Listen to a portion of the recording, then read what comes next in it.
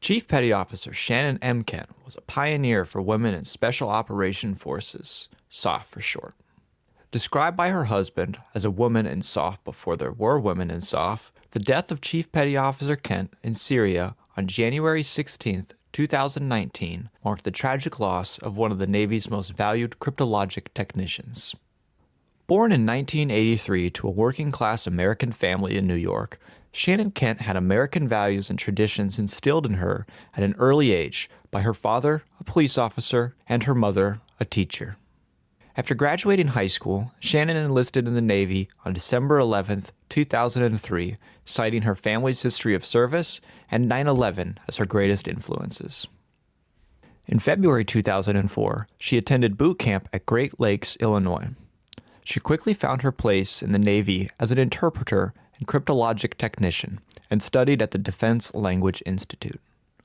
By the time of her death, she would master 6 dialects of Arabic, as well as Spanish, French, and Portuguese.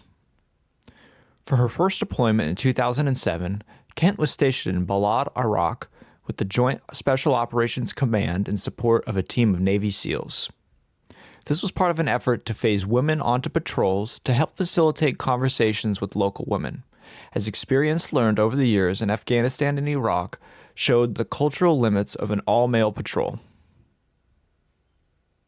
Between 2007 and 2012, Kent would make 2 more deployments to Iraq in support of Navy SEAL teams, and in 2010 was recognized as the Department of Defense's Linguist of the Year.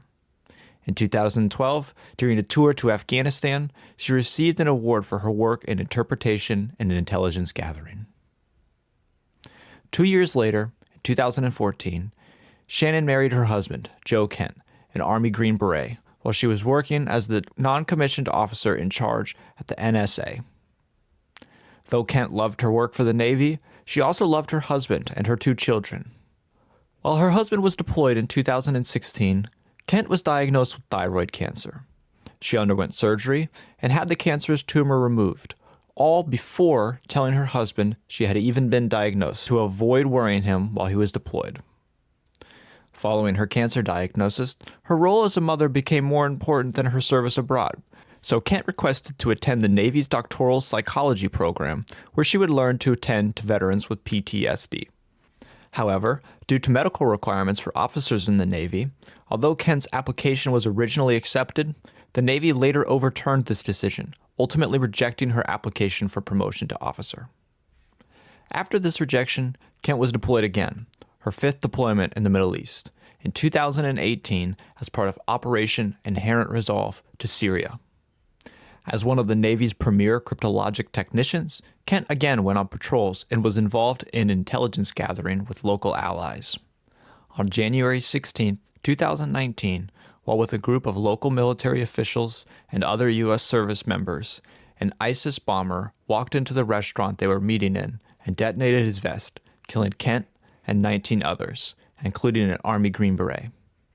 Kent was the first female U.S. combat death in Syria killed by ISIS, and the first female U.S. service member killed by enemy fire since 2015. After her death, changes were made within the Navy to allow medical exemptions for commissioned officers.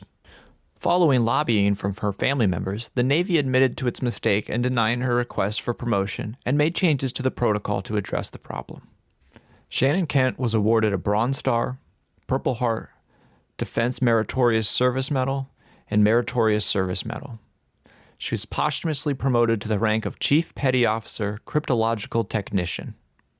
At her funeral, Kent's commanding officer said of Chief Kent that her strength, courage, confidence, and resiliency were infectious and exactly what you want in a Chief Petty Officer.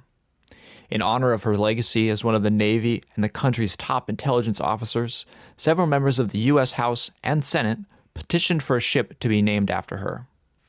While it may take a while for a ship to be named in her honor, the Navy has already elected to name a memorial to Kent, the Kent Navy Yard in Monterey, California.